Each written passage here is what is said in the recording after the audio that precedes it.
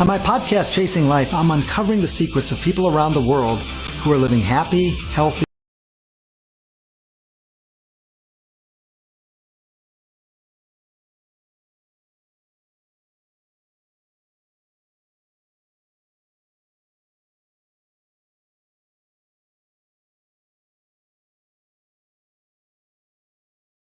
political survival. Prime Minister Keir Starmer apologising on Thursday to Jeffrey Epstein's victims. I am sorry. Sorry for what was done to you. Sorry that so many people with power failed you. Thank you very much. It was beautifully stated. What a beautiful accent, too. I'd like to have that accent. Thank you. My mother would be proud. Keir Starmer's former ambassador to Washington, Peter Mandelson, at the centre of the political firestorm. It had been publicly known for some time that Mandelson knew Epstein. But none of us knew the depth and the darkness of that relationship. London's Metropolitan Police launching a criminal probe into allegations of misconduct when Peter Mandelson was business secretary back in the late 2000s. But the Prime Minister's judgment is also now under scrutiny. I regret appointing him. If I knew then what I know now, he would never have been anywhere near government. Given the fallout, there is also the question of what Epstein was doing and why. The Polish government is now investigating whether Russian intelligence services may have been involved. It is highly probable that this was a premeditated operation by the Russian KGB.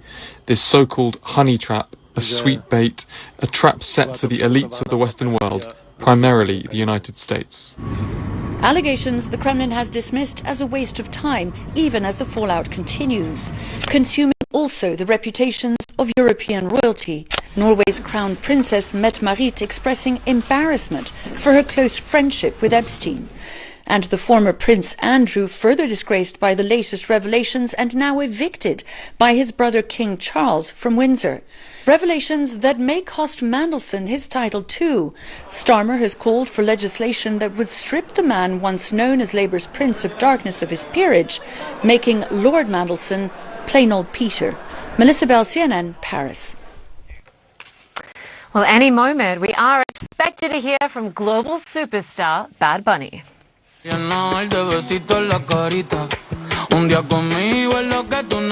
This Sunday, Bad Bunny will be the first Spanish-language artist to headline the Super Bowl halftime show.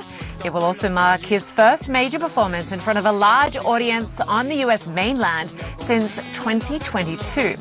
The Puerto Rican rapper's recent tour did not stop here, out of concern that ICE agents might raid his venues. Well, I want to discuss with our next guest, Jason Lipstutz, who is the co-chief content officer at Billboard. Good to have you with us. So Sunday is going to be very exciting. The Puerto Rican superstar set to headline the Super Bowl halftime game concert. Just explain for us in historical terms how significant this moment is.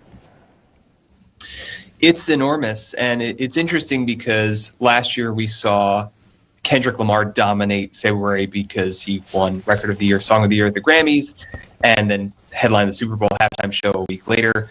We saw something similar brewing with Bad Bunny because he won Album of the Year last week and now is headlining the Super Bowl. So this is kind of his moment, but it's even bigger to me because this is a Spanish language artist who has broken boundaries across not only North American music, but global music. I think like it cannot be overstated how much Bad Bunny means to the advent of Spanish language music around the world.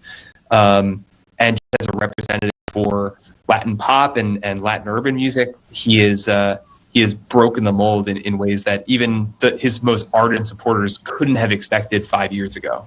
Yeah, and as you mentioned, Jason, his album, his sixth studio album, became the Grammys, Spanish album, the album of the year, but it was the first Spanish language album to take that sort of win. Does it feel like this is Bad Bunny's year? It does, and we've seen a lot of pop music and North American pop music become more global over the past decade with K-pop and Latin pop, and these are non-English language songs that are, you know, racing up the top 10 of the Hot 100 and albums that have blasted into the top 10 of the Billboard 200. But even within that context of non-English language music becoming more prominent, Bad Bunny has just blown away every record. Like he stands on his own as one of the defining superstars of this century at this point.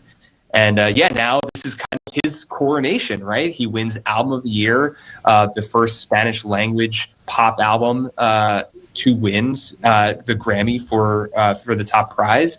And now he is going to be the first predominantly Spanish language artist to headline the Super Bowl halftime show, the biggest stage in the world.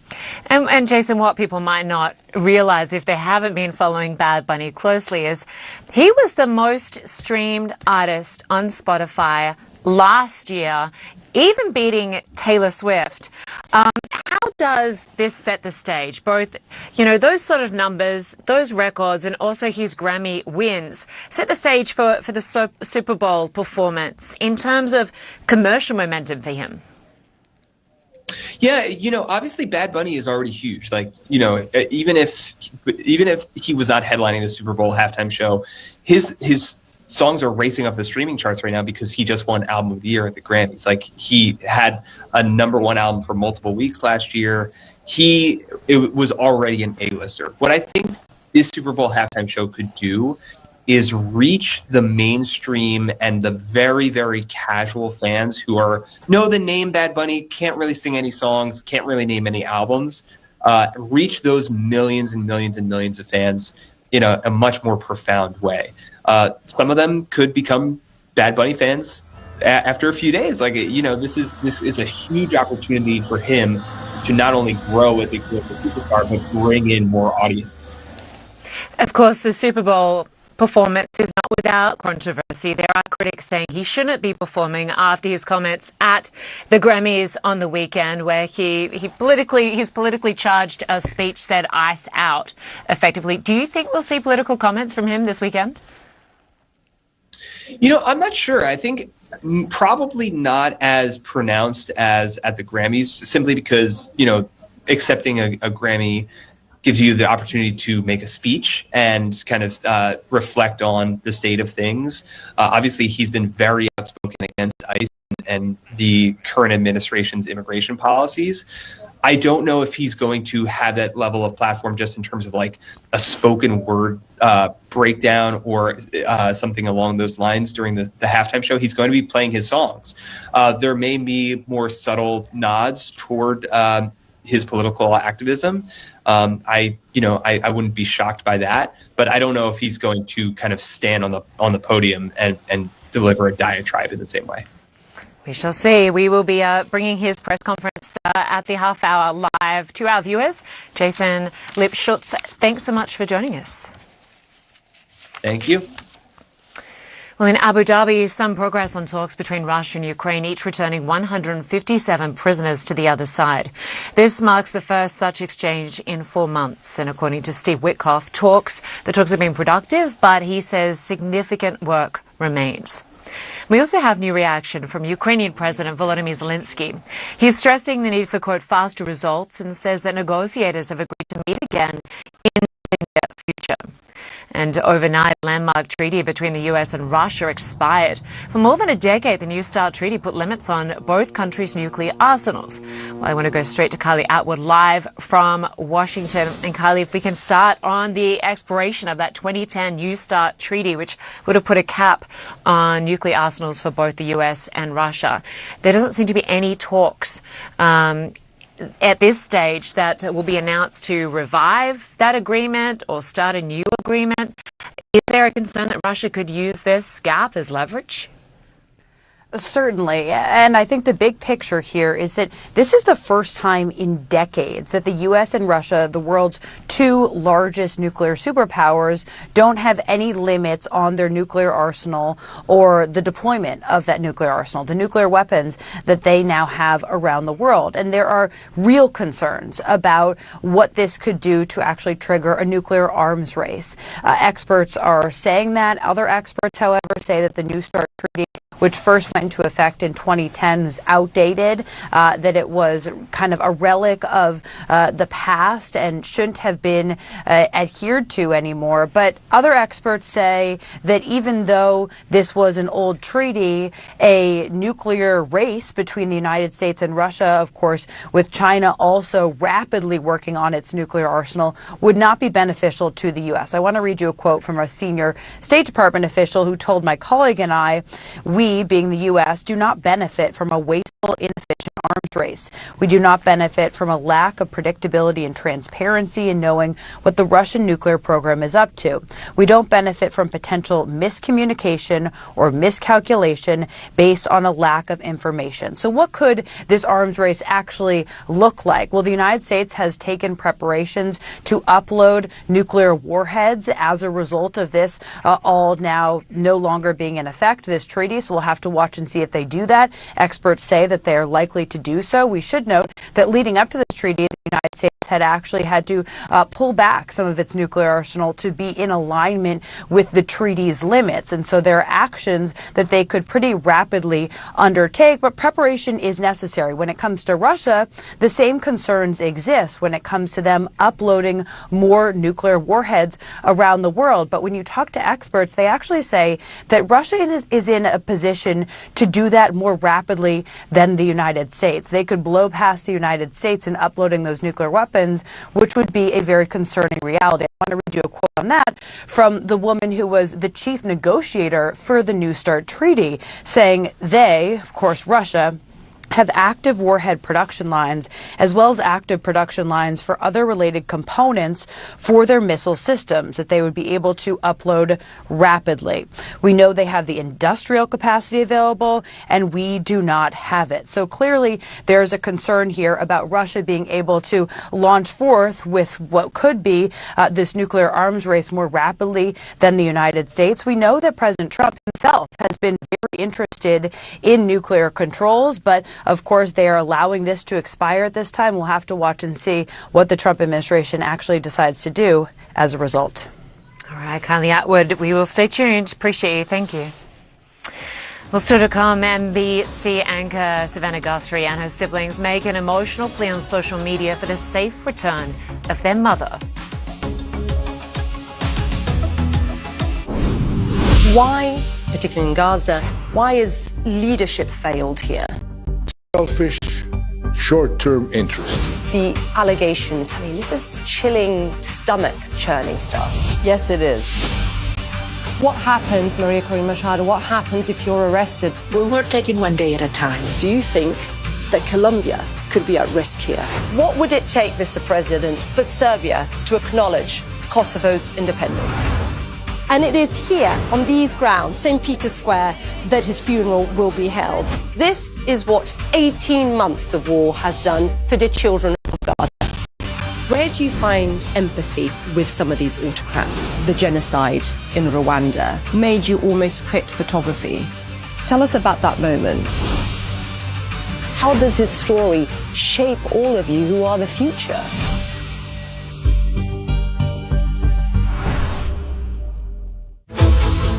Every day we take a step back to look at the big picture, from decisions made in Washington to the ripple effects across Asia, Europe, and beyond.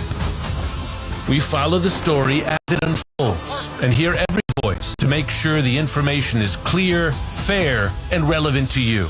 In a world packed with noise, facts matter. That's what we do here. This is The Brief. Did the re-election of Donald Trump play any role in your decision to resign? Why do you need to study it? It sounds like you have the facts on your fingertips. Great question. You continue to fight for your name to be cleared. Why? Do you have any concerns about Elon Musk? there really is much more that unites us as Americans than that which divides us. A moment with huge consequences for the nation and the world. Watch The Lead, weeknights on CNN. Let's talk business. This is Marketplace Middle East, where we update you on the latest financial moves across the region, from Dubai to Saudi Arabia, Oman to Egypt. Discover what is transforming the region's economic landscape.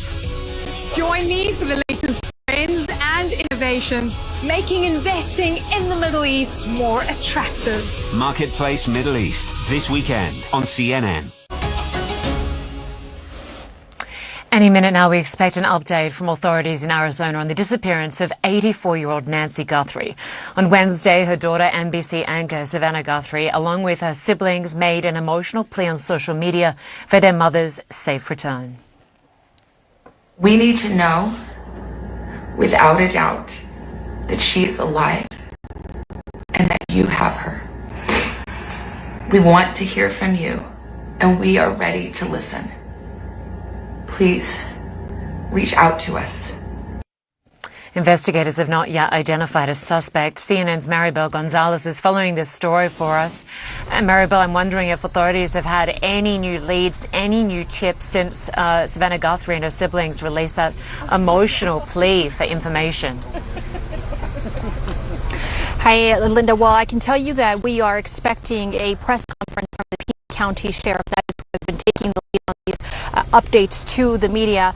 That is set to happen any minute now. We know that was scheduled to happen about 15 minutes ago, but they are running a little bit behind. We are hoping to hear an update in this case. As of yesterday, the Sheriff's Office had published an official notice saying that they have not yet identified a suspect or even a person of interest in this case. Now, that doesn't necessarily mean that they don't have, they're not looking into certain leads, or it could just mean that they're holding back this information from the public, or maybe that they are truly stumped. We don't know. That is the problem. But we are now in day 5 of the search for Nancy Guthrie. And I can tell you that that social media post from the Guthrie family, that devastating plea to the public for help and to also return their mother safely back home, that was posted the same day that we saw investigators back here at Nancy's home, back at the scene, including FBI agents. They were doing a follow-up, is what we are told, and we witnessed as they were taking out what appeared to be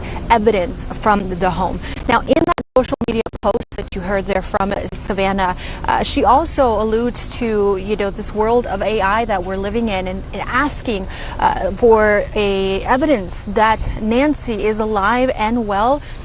We know that nowadays it's really easy to alter images and videos, and so asking for that evidence is really noteworthy. Another thing I will tell you is that the community here in Tucson is rallying behind the family. They held a vigil last night. Lots of people showed up and they were praying for Nancy's safe return. And the president, Donald Trump, has also shown his support. He said he has spoken with Savannah directly and is offering federal resources to assist the Guthrie family and also local law enforcement in their massive search for Nancy. All right, Maribel Gonzalez, our thanks to you. I want to bring in CNN Chief Law Enforcement and Intelligence Analyst John Miller. I appreciate you joining us. So authorities have declared the area around Nancy's home as a crime scene. What evidence have they shared that lead them to believe that she was indeed taken against her will? Well, they haven't shared much evidence except to say that things that they saw when they entered the house were disturbing to them, and they determined it was a crime scene. What we've learned since from a variety of sources is there was blood on the front steps or the front walkway just outside the front door. It appeared that a Ring doorbell camera had been removed from that area, according to footage taken by one of the news outlets yesterday, and that there were other things inside the house that indicated to them that she did not leave willingly. All right. I understand the sheriff's press conference is about to begin. I'll let you listen to that. We'll see if there is an update. John Miller, thanks very much for your time. We're going to take a quick break. We'll be right back with much more news from CNN. Discover unprecedented architectural brilliance. Discover historic world records. The world's second tallest tower, Burj Azizi. Amazing on every level. We're going through a time warp. It's going to be shockingly different. If we get into a new Cold War, do countries have to choose which side they are? In a world in which everything is global, we need global responses. I'm an optimist by nature. And if you're not optimistic and passionate, you'll not get anything done.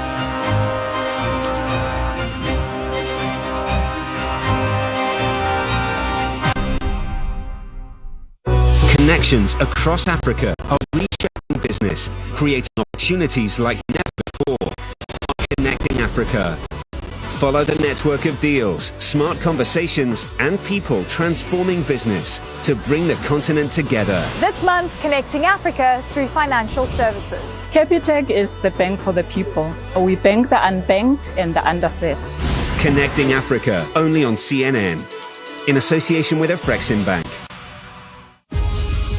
These little creatures love to relax, but they are also very hard workers.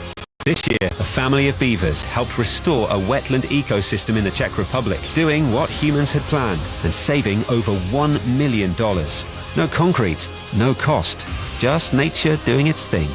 Be part of the movement. Find out more on cnn.com/call to earth, in partnership with Rolex and its Perpetual Planet initiative.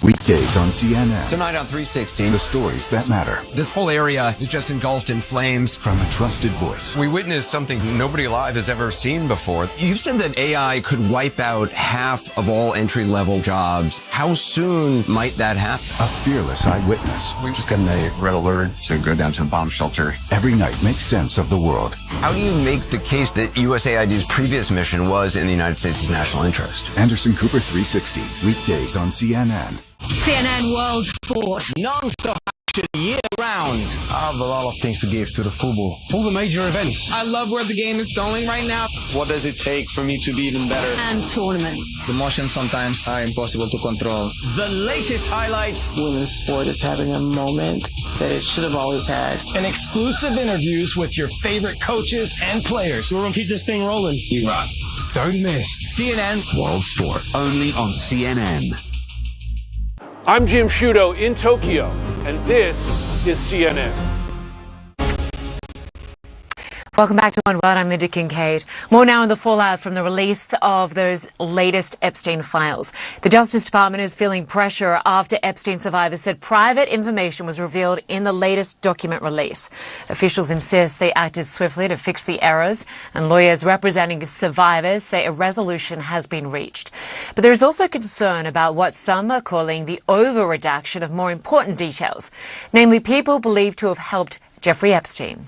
CNN's MJ Lee reports. The Justice Department under fire, facing criticism for over-redacting information about individuals who may have aided Jeffrey Epstein. In a 2014 email released in the files, a person writes to Epstein, quote, "Thank you for a fun night. Your littlest girl was a little naughty." But the identity of the individual who wrote that message is redacted. And in this image of Epstein's inner circle from the files, we see associates like convicted co-conspirator Ghislaine Maxwell and Epstein's assistant Leslie Groff, but several others in the graphic are blacked out. The release files also showed numerous email exchanges that appear to describe the procurement of women. New Brazilian just arrived, sexy and cute, 19 years old. A 2013 email to Epstein reads from someone at a Paris modeling agency. That sender's name, redacted. I found at least 3 very good, young, poor. A 2018 email to Epstein reads, "Meet this one," the person continues. "Not the beauty queen, but we both likes her a lot." This sender's name, also redacted. A DOJ official said in a statement to CNN, any fully redacted names are of victims. In many instances, that has been well documented publicly, those who were originally victims became participants and co-conspirators. We did not redact any names of men, only female victims. Names of law enforcement officers were also among the redactions. Also included in the released Epstein files, a highly controversial draft indictment from the 2000s that would have charged Epstein along with 3 others. They were described as having been employed by Epstein and having conspired to persuade, induce, and entice individuals who had not attained the age of 18 years to engage in prostitution. Their names are redacted. So you have a Justice Department that's leadership cared more about protecting the men who committed these crimes than the survivors who were victims of the crime. The law that forced the DOJ to release the Epstein files mandates the DOJ to make certain redactions, such as identifying information about victims and child pornography. Some individuals who helped connect Epstein with young women were also victims. Deputy Attorney General Todd Blanche acknowledging errors were made and that his department is working around the clock to correct failures to redact victims' information. You're talking about pieces of paper that stack from the ground to 2 Eiffel Towers. And so the minute that a victim or their lawyer reached out to us since Friday, we immediately dealt with it and pulled it down, and we're continuing to do that. We knew that there would be mistakes. Epstein survivors are outraged. Publishing images of victims while shielding predators, it's just a failure of complete justice. Why should anybody come forward? Because the justice system is not going to be the justice system. MJ Lee, CNN, Washington, D.C. President Trump says there needs to be a softer touch in his immigration crackdown. It comes after federal agents killed Renee Good and Alex Preddy in Minneapolis. In an interview with NBC, the president says fatal shootings should not have happened, but that his administration will continue to target criminals. Speaking of Minneapolis, what did you learn? I learned that maybe we can use a little bit of a softer touch, but you still have to be tough. These are criminal. We're dealing with really hard criminal. The president's border czar, Tom Homan, already announced some changes happening in Minneapolis. 700 personnel are being withdrawn and agents will now be equipped with body cams, but that leaves about 2,000 agents still in the city. Our Kevin Liptak is following the details and joins us live from Washington. Thanks for being with us, Kevin. So the White House has ordered the withdrawal of hundreds of ICE agents from Minneapolis after those fatal incidents. Is this a tactical shift or is this potentially a broader change to their strategy? You know, I think it is a tactical shift, but it also represents, a significant alteration of how they are going about this mass deportation campaign. The president insists that that is still his policy, that is what he ran on, and a lot of his voters are still insisting upon it. But you hear in that interview, even the president acknowledge essentially that he was going about it wrong. And it is extraordinary. You do not hear the president make those kinds of concessions very often, acknowledging that maybe the way he was going about this particular issue was not working. And when he says that we're going to take a softer touch, it is, I think, a recognition that many, many Americans were looking at those scenes of chaos in Minneapolis and really sort of disapproving of how the president was handling it. His numbers on immigration did sort of a total flip. That was once a very politically potent issue for him. Now it has become a vulnerability. Now, listening to Tom Homan, he says that the reason they're able to reduce the number of agents in Minneapolis and in Minnesota is they're getting more cooperation from some of the counties. A certain number of counties are now allowing these federal agents to go into jails and arrest undocumented immigrants who are being held there. That's something that the administration had been asking for quite some time. The way he put it was that this was, quote, smart law enforcement, not less law enforcement. He's also saying that there will be a reorganization of ICE and CBP agents, essentially funneling them into the same chain of command. He says that will essentially streamline the operations there. And so, according to the administration, This is essentially a tactical change that will still allow them to deport the number of criminals and deport the number of undocumented migrants that they wanted to. This isn't necessarily, enough for the Democratic leaders in Minnesota. So you have the governor, Tim Walz, you have the mayor, Jacob Frey, who say that this does not go far enough. They say that they need to see more agents come out. They want to see also state-level investigations into the killings of Renee Good and Alex Pretty.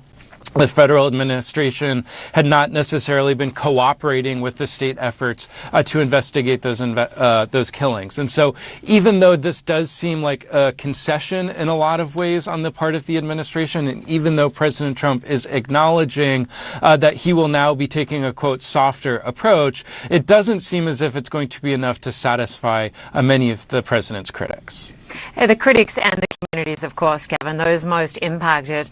You mentioned that the Democrats have been pushing to limit the power of these ICE agents. And, of course, the debate around the budget was largely centered on that divide, that sense of division on this issue. Just explain for us how this is shaping the administration's legislative agenda and budget negotiations going forward. Yeah, and the debate persists. They were able to pass lengthy funding bills for every agency except the Department of Homeland Security, which is where these contentious federal law enforcement divisions exist. That funding is going to expire on February 13th, and they will still need to come to an agreement with the Democrats on how to get that agency funded. And the Democrats are making a number of demands. They want to see, for example, masks for ICE agents be banned, and that has been Kevin, I'm just going to have to interrupt. Sorry, we're going to go to this press conference about the missing mother of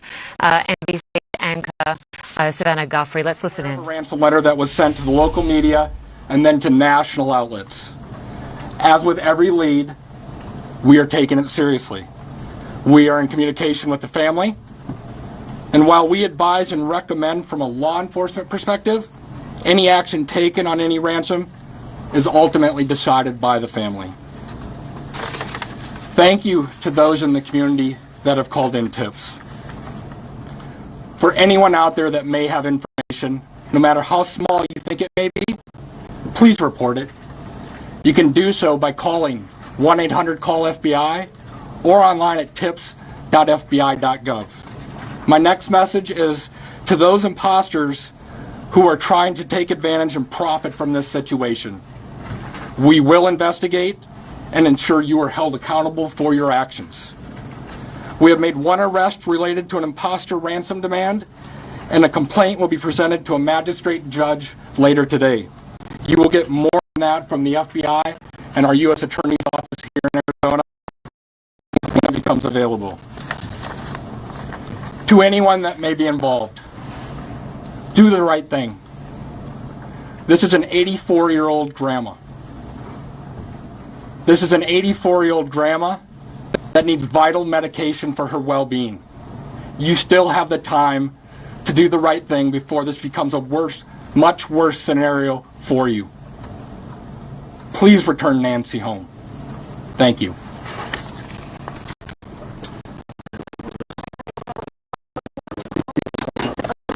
We're going to start with the list. It's going to be NBC National, Liz Prince. Right here. Can you walk us through that timeline from when you believe, if you look at this here, from 147 to 228, what you think happened there, and what particular software would have detected somebody on camera? Yeah, I don't. I know we know the software that was there. But I'm not. Sorry, I'm just not in the weeds. I know that. Think of your doorbell cameras. Somebody walks up. My wife's. If I walk up, she gets an alert, and it's usually something like that. A person's detected. So to understand then, one, does that mean that it was about a 45-minute span that the suspect or suspects would have been on the property? And then also, does this essentially mean that you cooperated with the tech companies and you can officially say that no surveillance video is available from the home? We know that the tech company that we sent that camera off to, yes, they've said they've run out of ways to. next person's going to be ABC News, Aaron Katurski. Yeah. I'm sorry, was what 45 minutes? Can we say it's about a 45-minute span that somebody would have been on the property then, from 147 to 228? Yeah, I think those times speak for themselves, and it is about, like I say, those are approximates, so yes. I'm sorry, who was next, did you say? Aaron Katurski, ABC News. Hi, Sharon. Thanks very much. Is there information that you are purposefully withholding because of the active investigation that might be leading you in a particular direction? You know, this is no different than any criminal investigation that we conduct here. Law enforcement has conducted investigations since 1865 here in Pima County. We're always mindful of what it is that's in front of us and what we should release and can release. There's legal guidelines that guide us, but there's also strategy too. So, you know, to determine. Now that you are having such an injection of manpower from the Pima critical incident team and the FBI, were you slow to bring that in at the outset? Should all these resources been brought to bear sooner? I guess that you know, it's Monday morning quarterbacking. I do it all the time, so you have the opportunity to do it for me. I'll take that hit. CBS News, Jonathan Vigliotti. Sheriff, over here, has there been any proof of life, and has there been any signs of life? I'm going to, anything to deal with the ransom notes and that, I would defer to the FBI, but no, to my knowledge, we're still looking for Nancy. And for my follow-up question, if I can speak with the special agent, what was it about this apparent ransom note that now 3 days on you first haven't been able to validate, and second, it warranted... You've just been listening there to the press conference in Tucson, Arizona, about 84-year-old Nancy Guthrie, who they believe was taken to Savannah Guthrie. Now, they gave some new details. They haven't been able to recover any video from her doorbell camera. They believe someone may have been on the property at her house for some 40 minutes or more. They also said there have been several imposters that have come forward, one of which has now been arrested. Still, they made a plea for any more information if anyone has any information on the whereabouts of Nancy Guthrie, they want them to come forward. Well, we're going to go to another press conference right now. Global superstar Bad Bunny is speaking at an Apple Music event ahead of his history-making Super Bowl halftime show on Sunday. Let's listen in. You must be feeling that. How do you feel right now, if you could put into words? Buenos días a todos.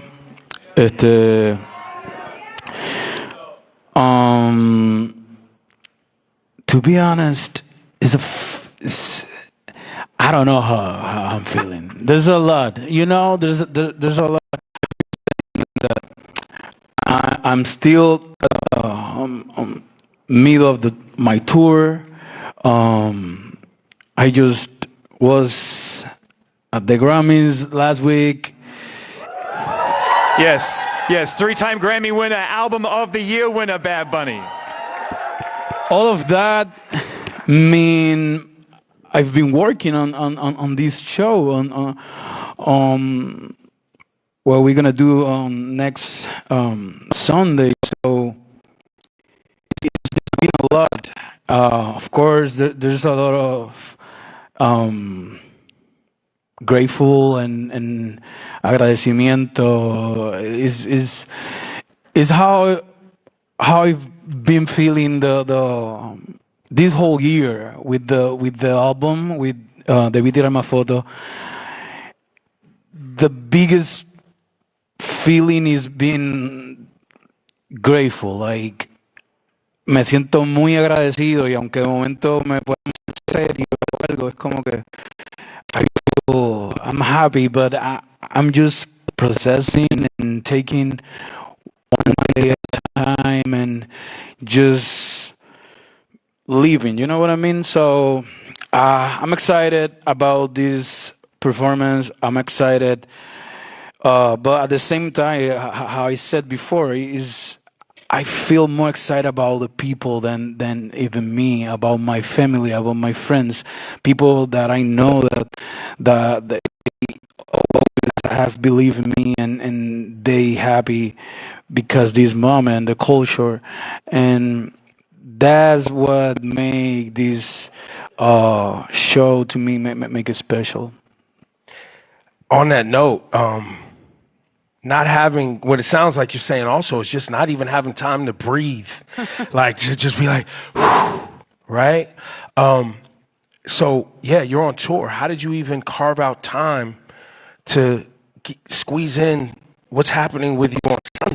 Can you give insight into how you managed to get prepared for Sunday's Super Bowl halftime performance? Like I said, I just try to take it easy. Wake up, work out, my coffee, try to not think too much about it.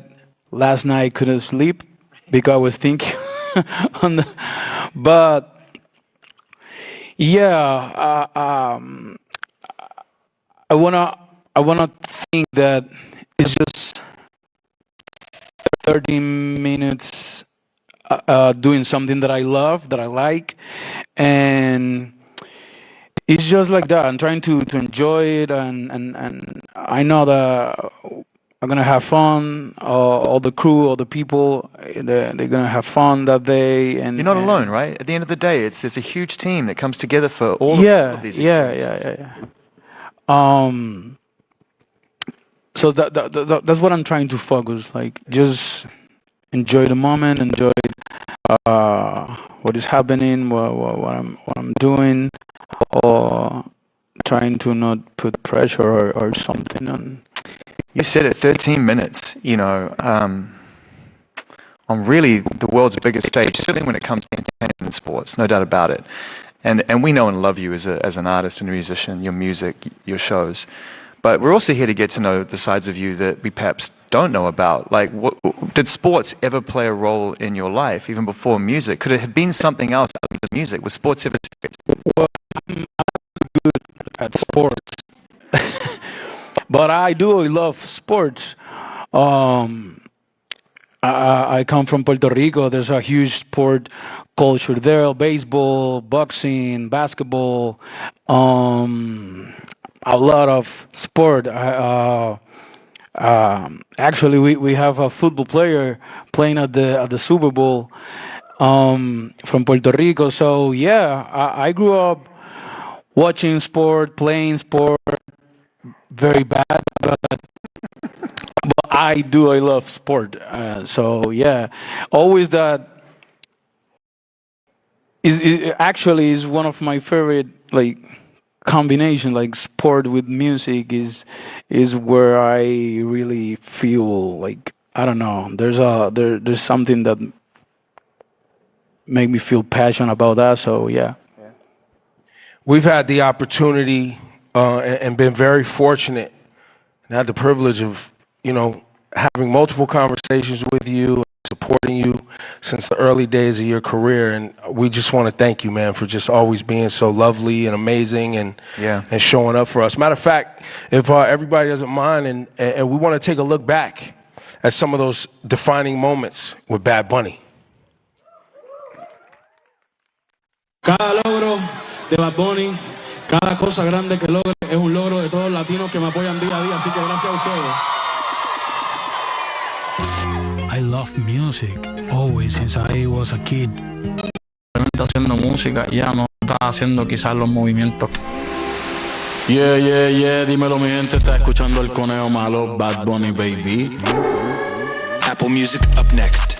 Yo siempre he sido bien real y transparente y siempre he sido yo mismo. Bad Bunny, world record. Un VIP.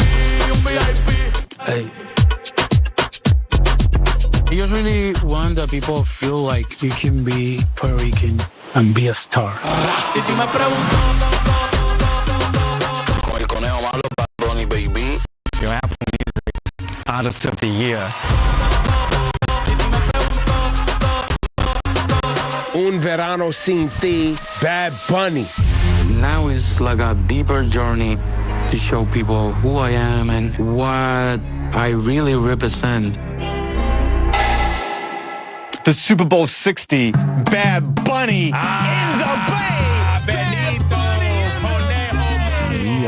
Jamás imaginé yo en algún momento estar en esa tarima. This is for everyone. This is for all the people who have been supporting me. So it's going to be a great day.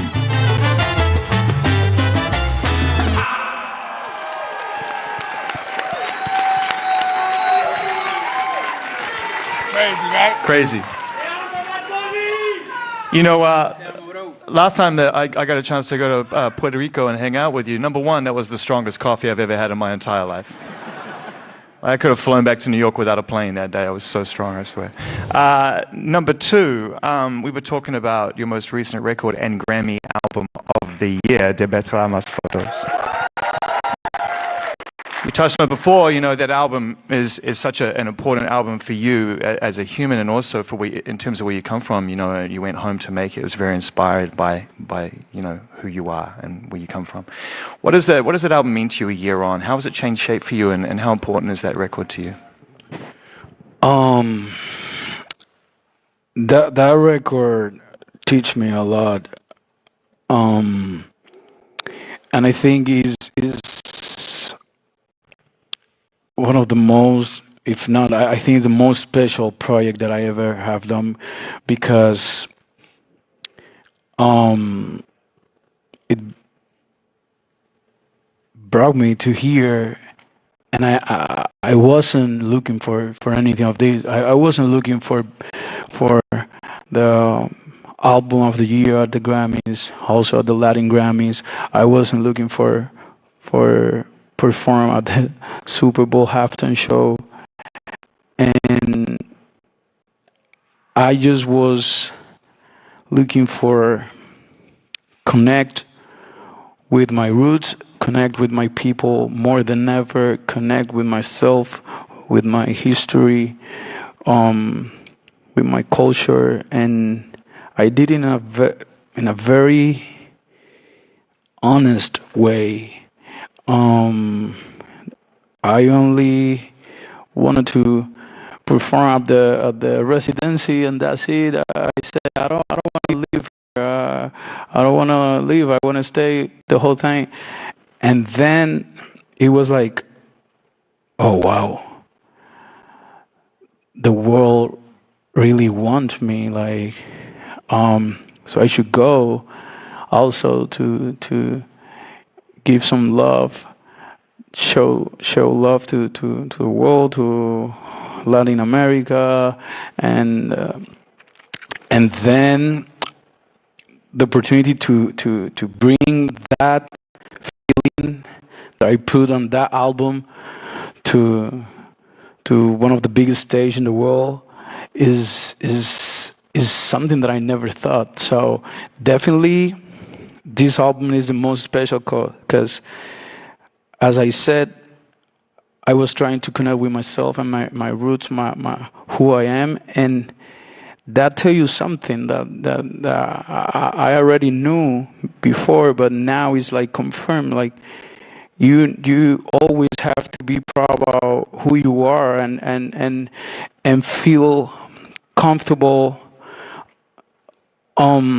being yourself, feel proud about your history and where you're from, but don't let that limit yourself. Like, I know where I come from, but I also know where I can go. So definitely this is an album that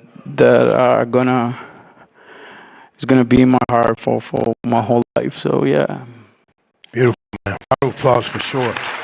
Speaking of global impact, you're number one in China. Yeah. I mean, for real. Listen, this is and we met up in La Perla historic neighborhood in San Juan, Puerto Rico, and we were celebrating the release of Un Verano Sin Ti, which is one of Apple Music's 100 best albums of all time. Do you credit Un Verano Sin Ti with being some of the springboard to the global appeal where you are today?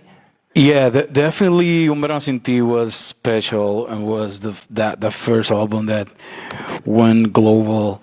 I have been very blessed because every step that I do on my career is like get another level. That's how I feel. Like on my career and also personally. But since I dropped my first album, it's been like a progress, like a lessons, and it's been a beautiful and tough journey. And yeah, Un Verano Sin Ti, it gave me that spotlight, I guess, to the world. And I worked for it. I told you, I remember that I talked to my team. I remember speaking to my team like, yeah, I'm doing the album for the world. So do your best. And we did it. And that's what I mean. Anyone could have think that with that album is the album that I was going to win album of the year or maybe perform at the Super Bowl halftime show. But that's what I'm saying. Like that's what I told you that this album, Debí Tirar Más Foto, teach me a lot. And I don't know how to say in English, pero como dice el refrán español, el tiempo de Dios es perfecto. I don't know. Yeah. The God timing is perfect, and estoy muy agradecido. I'm very happy and grateful. What a life. Yeah. You know,